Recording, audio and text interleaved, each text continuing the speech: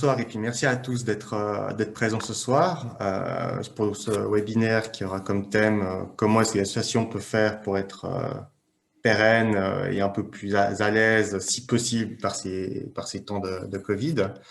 Avec nous, alors on a Boris Lazzarotto, qui est responsable de l'ANC Sport pour le canton, Madame Sybille Bonvin, chef du service des sports de la ville de Genève, et Monsieur Frédéric Renevet, excusez-moi, président du Fonds du sport. Alors, merci à tous d'être présents. Et, je vais commencer tout de suite avec quelques questions que nous avons. La première, pour Monsieur Renevet, quels sont les différents types de soutien pouvant être attribués par le Fonds du sport aux différentes associations, manifestations et autres sportifs individuels? Alors, bonjour à toutes et à tous. Peut-être juste, il faudrait pouvoir me libérer. J'avais une petite présentation PowerPoint pour peut-être montrer aux différentes personnes. Je voulais partager l'écran et j'ai une indication comme quoi l'animateur a désactivé le partage d'écran. Alors ça, normalement, il est activé.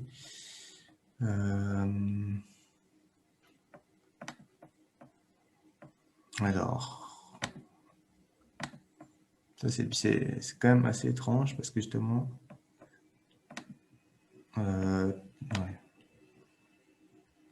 Voilà, c'est bon. Normalement, c'est tout bon. C'est bon? Ouais, c'est tout bon. Ouais, parfait.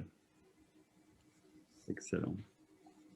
Voilà, alors je voulais vous présenter la situation justement avec un petit fond d'écran. Ce sera plus clair. Donc, on a 5 domaines qui sont soutenus par le Fonds cantonal d'aide au sport.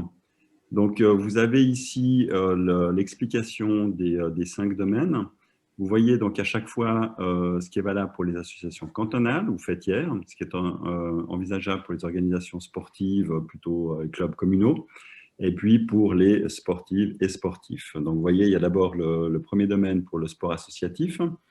Ensuite, le deuxième domaine, la relève, donc les jeunes, l'élite, mais plutôt de la jeunesse, la relève. Ensuite, le troisième, le sport d'élite.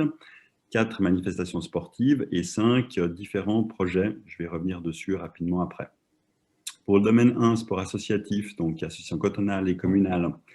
Alors, vous trouvez, si jamais, tous ces documents sur fonddusport.ch. J'ai fait un petit extrait du site internet. Vous trouvez les détails, donc je vais vraiment aller très très rapidement parce qu'on a peu de temps. Mais donc, vous voyez, pour les associations cantonales, donc la plupart le connaissent et le font déjà, donc c'est pour les subventions ordinaires, donc évidemment exercer son activité dans le canton de Genève, qu'il y ait plusieurs clubs qui soient reconnus par la fêtière, et ainsi de suite. Ensuite, pour les conditions, donc les montants sont attribués en fonction du nombre de clubs affiliés, nombre de membres, des différentes activités. Donc, il y a un certain nombre de critères que vous avez là sous les yeux qui permettent de définir le montant en tant que tel. Ensuite, pour les différents clubs, là plutôt communaux, en sport collectif, donc là aussi, exercer son activité dans le canton de Genève, être affilié à une association cantonale, on y revient, avoir un certain nombre d'entraîneurs diplômés.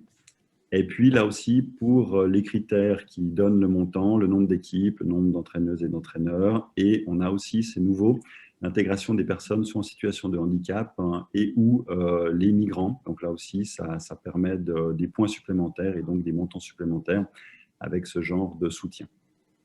Pour les sports individuels, donc les clubs de sport individuel, c'est à peu près pareil. Vous voyez, les puces sont à peu près identiques. Les critères sont aussi à peu près identiques, nombre de membres, nombre de détenteurs d'une carte suisse olympique, nombre d'entraîneuses et d'entraîneurs, donc là, c'est assez similaire. Après, pour le domaine de promotion de la relève, donc c'est essentiellement lié à la talent card. Donc là, effectivement, pour les jeunes de la relève, si vous avez une talent card, c'est quasi automatique. Donc, il n'y a pas de critères particuliers autres que cela. Le sport d'élite, c'est à peu près la même chose aussi. Donc, pour le sport d'élite, en sport collectif, c'est une question là aussi en termes de conditions d'évoluer en première division ou deuxième division, d'être aussi soutenu par l'association cantonale ou la nationale, le cas échéant. Et puis les critères, là aussi, le niveau d'équipe, nombre de divisions, classification du sport. Pour les athlètes d'élite en sport individuel, cette fois, c'est comme pour la relève, c'est essentiellement lié au Swiss Olympic Card. Et donc là aussi, c'est à peu près automatique. Dès que vous faites la demande et que vous possédez cette carte, eh bien, vous êtes éligible. Les manifestations sportives, donc là, ça s'adresse plutôt à ceux qui organisent des manifestations sportives. Il faut faire attention, il y a la subvention ordinaire pour les clubs. La subvention ordinaire pour les clubs, toutes les activités liées au club sont comprises dans la subvention ordinaire. Là, on parle vraiment des manifestations, c'est-à-dire des gens qui n'organisent qu'une seule et unique manifestation, comme le Marathon de Genève ou le concours hippique international ou d'autres. Donc là, effectivement, pour les conditions, ça va se dérouler dans le canton de Genève, avoir évidemment la pratique d'un sport, ne pas être intégré dans un championnat régulier, ce que je vous disais avant. Et puis, donc, là aussi, pour les manifestations, les critères correspondent au niveau de compétition, au budget de la manifestation, nombre de participants, spectateurs, nombre de bénévoles, diffusion médiatique. Et là aussi, ça génère un montant. Et le domaine 5, projets liés au sport. Alors là, il y a plusieurs types de projets liés au sport. Donc là aussi, rapidement, là, ce premier projet lié au sport s'adresse essentiellement aux associations fêtières. Donc, vous le voyez en haut, si vous voulez améliorer dans votre structure administrative, informatique ou organisationnelle, donc pour un projet d'investissement, dans ce cas-là, vous pouvez postuler. La contribution est limitée à 2 ans. Donc, ce n'est pas des subventions ordinaires, c'est vraiment pour des projets, des nouveaux projets, essentiellement, vous voyez, en termes d'amélioration de structure.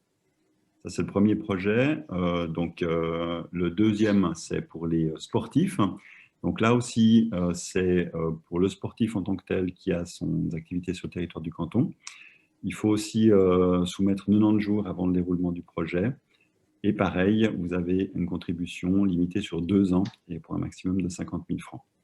Et puis, ce qui était nouveau aussi, ça date d'une année en arrière, c'est un nouveau soutien, là aussi projet lié au sport, qui est cette fois lié par contre à une durée d'amortissement. C'est-à-dire que pour être éligible, vous devez avoir un projet, là aussi sur 2 ans maximum, mais un projet qui doit être amorti. Donc, ça veut dire que ça peut être, par exemple, l'achat de matériel qui s'amortit sur plusieurs années, ou l'achat éventuellement d'un bus ou ce genre de choses pour votre association. Dans ce cas-là, vous êtes aussi parfaitement éligible.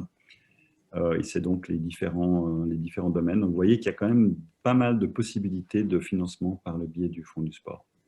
Voilà en ce qui me concerne. D'accord, très bien.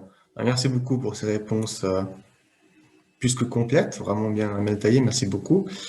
La question suivante pour Monsieur Azzarotto, l'importance de la formation GC Sport sur le plan financier, ce qui peut intéresser pas mal d'associations, mais aussi, surtout, sur le plan qualitatif. Et donc, les subsides aussi qui peuvent aussi en découler pour les associations, excusez-moi. Bonsoir à toutes et à tous. Alors, j'imagine que la plupart des participants connaissent le principe de Jeunesse et Sport et les différents soutiens qui s'axent sur 2 prestations principales. La première, c'est la formation des monitrices et des moniteurs. Et la deuxième, ce sont les subsides. Et l'un est complètement lié à l'autre parce que pour recevoir les subsides, il faut que les moniteurs et monitrices qui donnent les cours aient une reconnaissance Jeunesse et Sport. Il faut qu'ils suivent donc une formation qui dure de base, qui dure 5 à 6 jours et que tous les 2 ans, ils suivent une formation continue pour maintenir la reconnaissance active.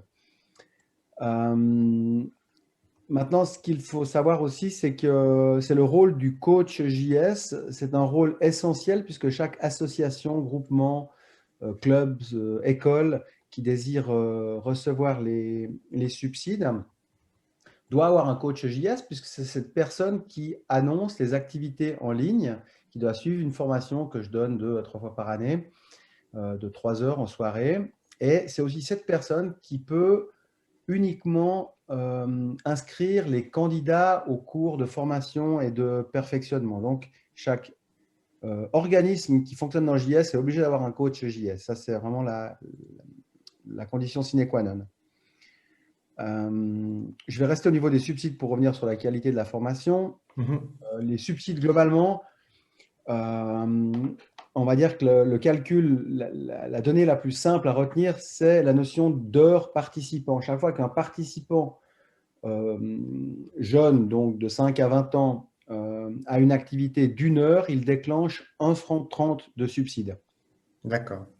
Ce qui fait qu'en gros, si vous avez une équipe de basket qui s'entraîne 2 fois par semaine, qui a un match le week-end, qui s'entraîne 1h30 sur 40 semaines avec un groupe de 15 jeunes, ça va grosso modo générer entre 2000 et 2500 francs de subsides par année.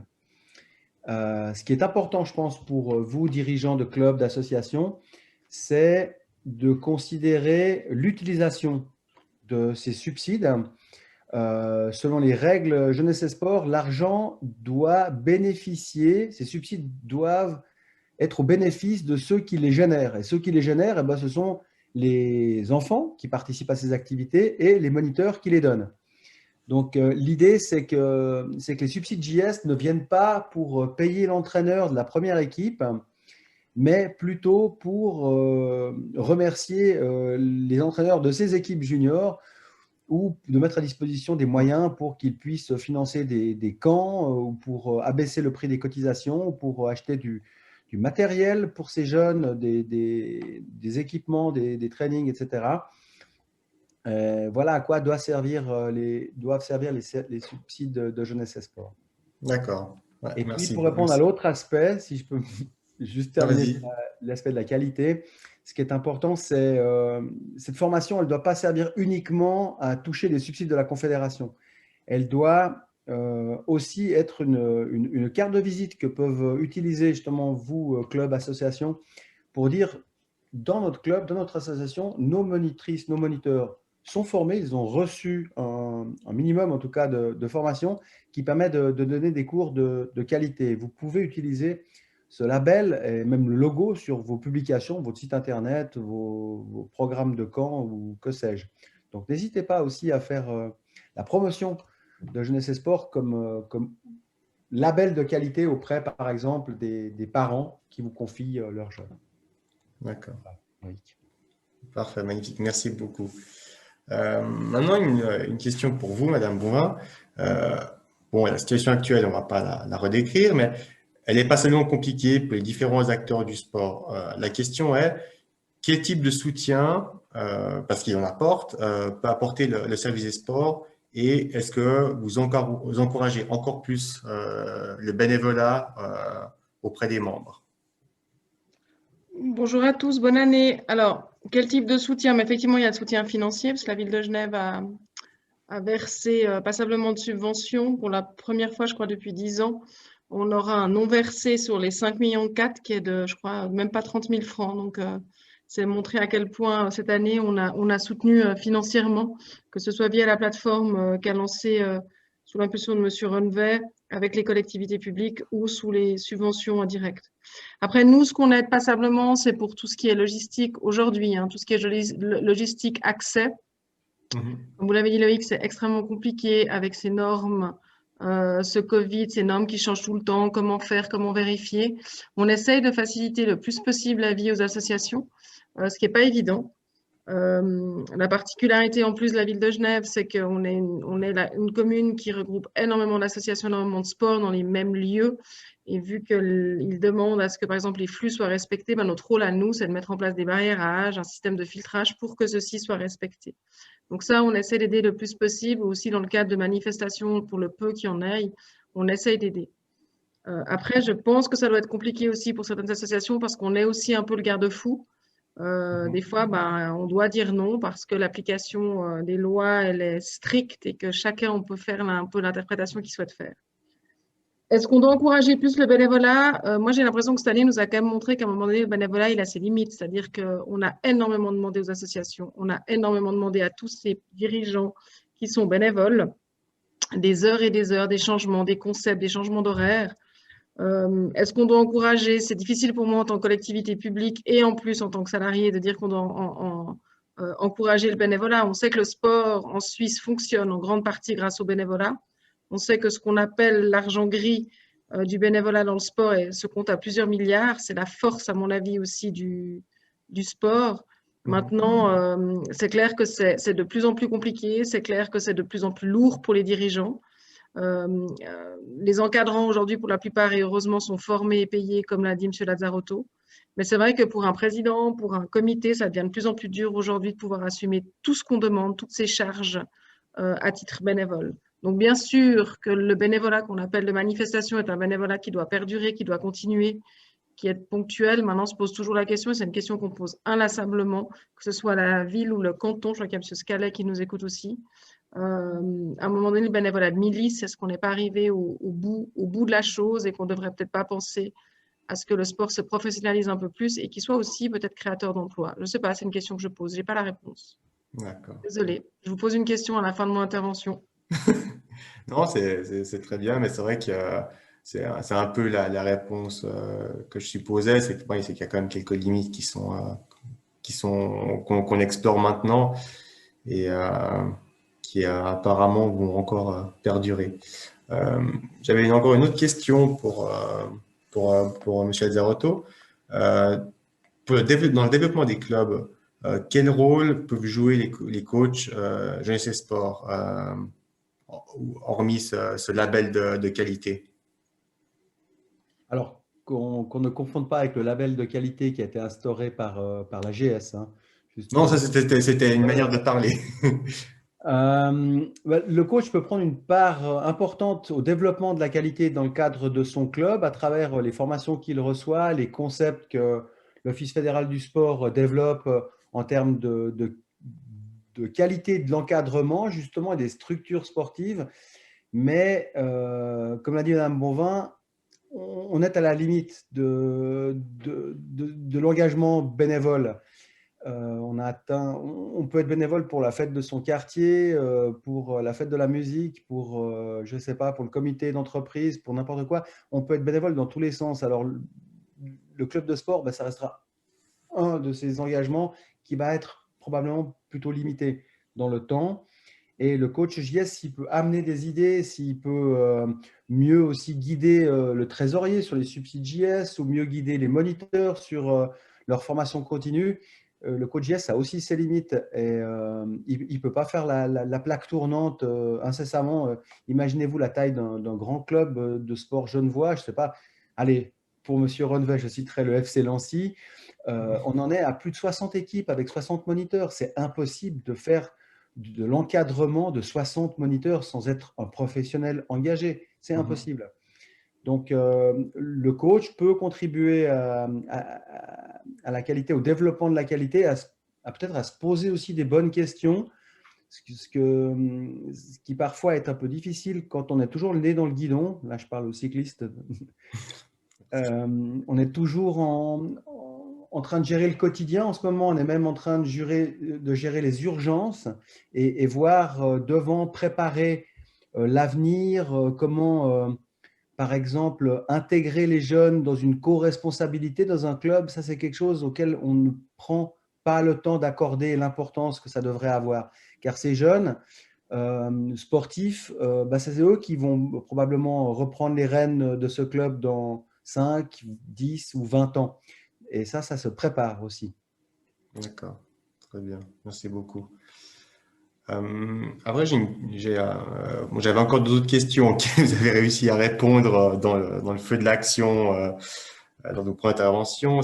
Pour M. Rennevet, c'était les infrastructures et projets au sport. Qu'est-ce qu'ils peuvent avoir comme soutien?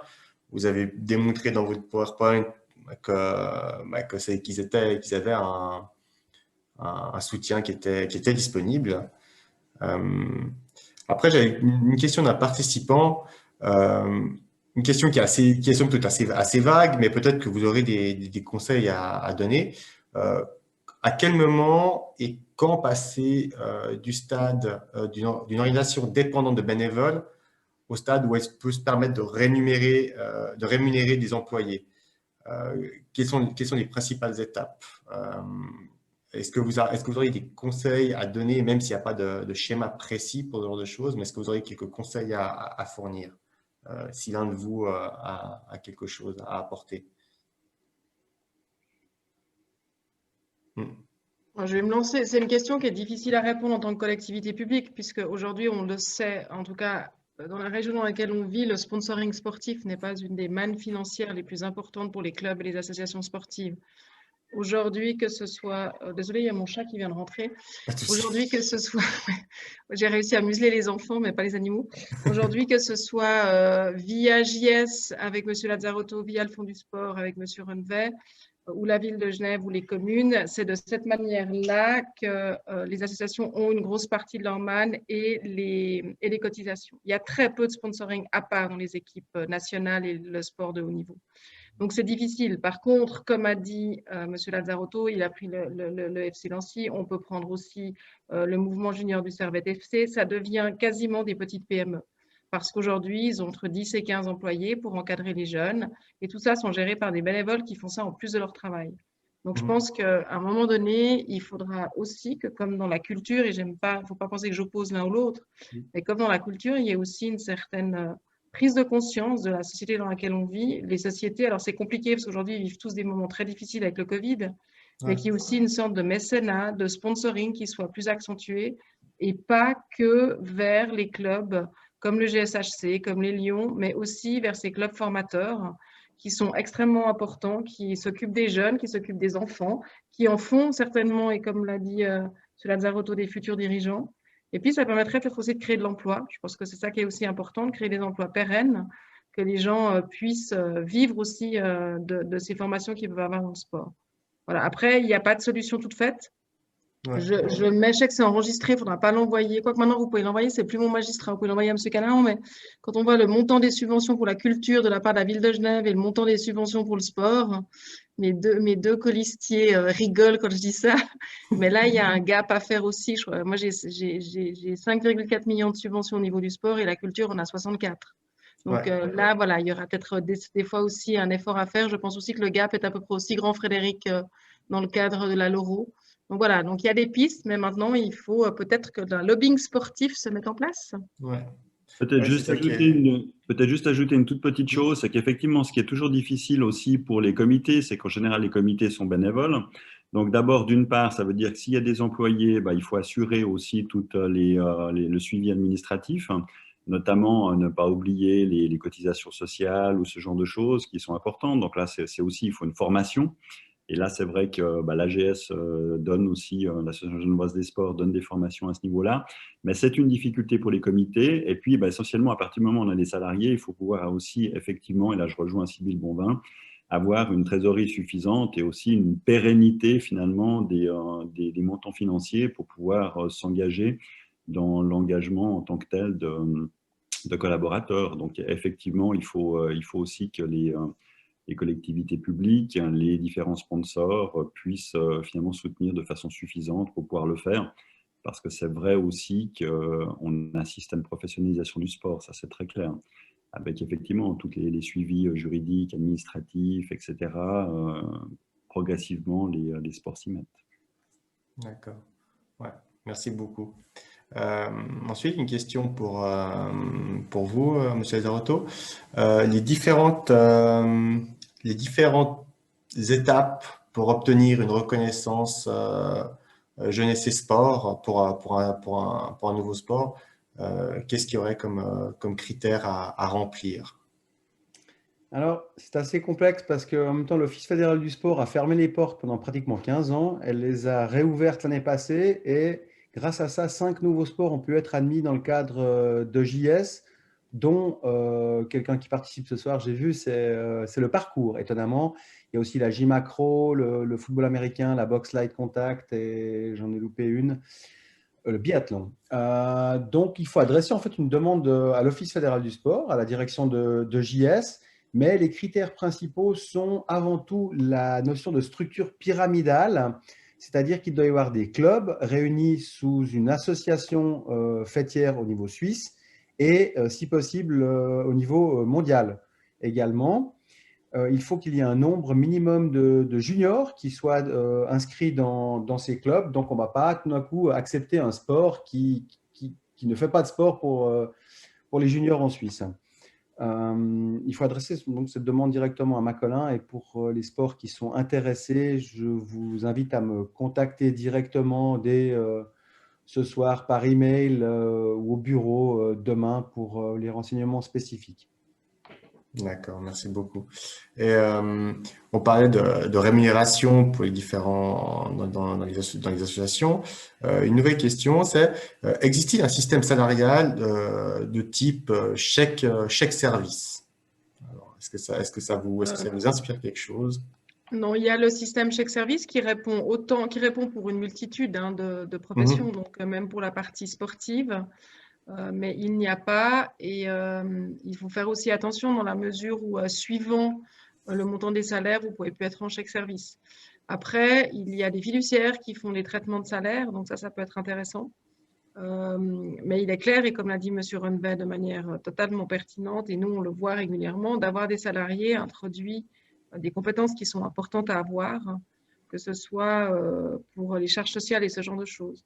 Donc, c'est clair que ce passage-là va aussi amener un énorme changement en termes de gouvernance dans les associations, Mhm. puisqu'on rappelle, en tout cas la ville le rappelle régulièrement, vous ne pouvez pas être employé de votre association et membre du comité et en être salarié, sauf s'il y a des règles très strictes, et aujourd'hui la plupart ne l'ont pas. Après, il y a des fiduciaires qui proposent des tarifs intéressants pour gérer les salaires, effectivement. Mais chaque service le fait quand pour tout type d'emploi. Donc, il faut prendre contact avec eux et poser la question, parce que ça peut être une première bonne base si vous avez seulement 1 ou 2 employés. D'accord. Et aussi une autre question, c'est est-ce qu'une association peut demander un soutien pour les manques jeunesse et sport au niveau des stages et des compétitions? Alors, ça tombe très bien. La question tombe à pic puisque nous avons reçu aujourd'hui l'information de l'Office fédéral du sport avec les bénéficiaires et les montants compensatoires qui seront versés à ces associations et clubs en fonction des activités qui n'ont pas pu avoir lieu en 2020. Donc, c'est le pourcentage maximal qui a été choisi, c'est-à-dire que les bénéficiaires de JS recevront en compensation le 50% de ce qu'ils ont reçu en 2019. D'accord. Et ceci sera versé normalement d'ici la fin janvier. Donc évidemment, il faut pour cela avoir déclaré une activité en 2019. Parce que si on a eu 0 activité en 2019, eh bien, malheureusement, en 2020, on ne pourra rien toucher. Mhm, d'accord. Donc voilà, et ces montants sont relativement conséquents. Je les ai vus tout à l'heure et vraiment, j'étais agréablement surpris que l'Office fédéral du sport ait décidé d'utiliser cette manne à fond perdu alors que les activités n'auront pas lieu. Et alors là, je ne veux rien promettre, mais j'imagine que comme on démarre l'année 2021, je peux m'imaginer qu'il y aurait quelque chose de similaire l'année prochaine. D'accord. Magnifique. Je profite d'avoir la parole pour signaler un autre moyen de subventionnement que nous avons à l'État de Genève et qui est géré par notre office cantonal de la culture et du sport. C'est un fonds qui s'appelle Accès au sport pour tous. Et en fait, c'est un fonds qui existait avant, qu'on appelait Encouragement au sport 7-9 ans. Et puis, vu que les clubs maintenant peuvent annoncer leurs activités pour les 7-9 ans dans le cadre de JS, le sport des enfants, on a transformé ce fonds en un appel à projet, principalement pour l'intégration et l'inclusion. C'est-à-dire que c'est principalement en faveur des projets qui visent des publics très particuliers, soit les très très jeunes enfants, soit des personnes plus âgées, des personnes en situation de handicap ou des projets d'intégration pour migrants, par exemple. Donc là, c'est un appel à projet. Vous pouvez m'envoyer également un email et je vous redirigerai vers le site en question. D'accord. D'ailleurs, site sur la page principale où il y a le fond du sport et jeunesse et sport. Comme ça, on retrouve tout ce qui est lié à l'État d'un seul bloc. D'accord. Très bien, merci beaucoup. À partir de mars de cette année, il y aura à nouveau une possibilité de demander des nouvelles aides, de faire de nouvelles demandes. Alors, est-ce que les conditions et critères vont changer ou vont-ils rester les mêmes que précédemment? Alors, je veux bien me lancer, en tout cas pour le fond du sport. Donc, de nouveau, il faut faire attention parce que c'est ce que j'essaie d'expliquer. Il y a plusieurs types, hein. Il y a les subventions ordinaires. Donc là aussi, il y a quand même beaucoup d'associations sportives qui ont l'habitude et qui font des demandes chaque année. Et donc, effectivement, les montants sont souvent assez similaires, à moins que tout d'un coup, il y ait un changement majeur dans les activités du club, hein, notamment si tout d'un coup, il y a beaucoup plus d'adhérents ou plus de compétitions, ce genre de choses. Mais ça, c'est les subventions ordinaires. Après, vous avez effectivement on va dire les subventions extraordinaires, c'est des projets liés au sport. Et là aussi, encore une fois, hein, j'aimerais vraiment insister là-dessus parce qu'il y a quand même un peu d'argent justement qui est dévolu à ça, notamment sur le dernier projet lié au sport dont je parlais, qui est vraiment lié à un amortissement, mais on a à plus de 400 000 francs par année. Donc, ça veut dire que là aussi, il y a des projets qui peuvent être soutenus à travers ces projets liés au sport. Encore une fois, projets ponctuels, hein, sur maximum 2 ans. Et puis après, comme on parlait à Sybille Bonvin, on a effectivement, alors là aussi, des subventions extraordinaires qui ont eu lieu en 2020 à travers le fonds Covid et qui sera donc aussi rétabli sur cette année-ci. Donc, les collectivités publiques vont relancer effectivement ce soutien-là, mais vraiment par rapport à cette problématique Covid.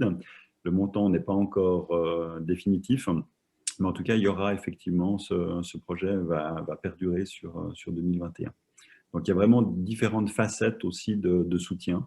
Et ça, c'est pour le fonds. Puis, pas oublier aussi que, évidemment, en parallèle, il y a pour les communes, eh bien, en fonction de la commune dans laquelle vous appartenez, évidemment, la part du Lion, c'est la ville de Genève, mais pas seulement. Si vous êtes une association communale dans une autre commune, il ne faut pas évidemment hésiter à solliciter la commune aussi. D'accord, très bien. Merci beaucoup pour cette réponse. Voilà, on arrive en fait au terme des questions qui nous étaient posées. Donc, pour ma part, moi, je vous ai posé mes questions. Les questions principales ont été posées aussi. Donc, on arrive gentiment à la conclusion de ce webinaire. Pour conclure, je pense qu'on peut relever qu'il y a besoin de beaucoup de compréhension et des autorités et des associations de manière réciproque, et qu'il y a aussi besoin de beaucoup de solidarité dans les différentes associations, notamment aussi comment m'exprimer, excusez-moi, que les différents mécènes ou sponsors pensent également en fait au niveau aussi au club formateur, dans le but justement de pouvoir continuer à former des jeunes et, comme l'a dit M. Derato, des futurs dirigeants, sans quoi les grands clubs ne pourraient pas fonctionner par la suite.